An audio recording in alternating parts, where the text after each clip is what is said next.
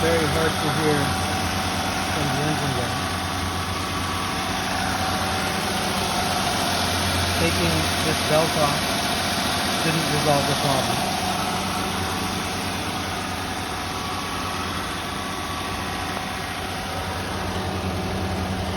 And it seems to be loudest in this area.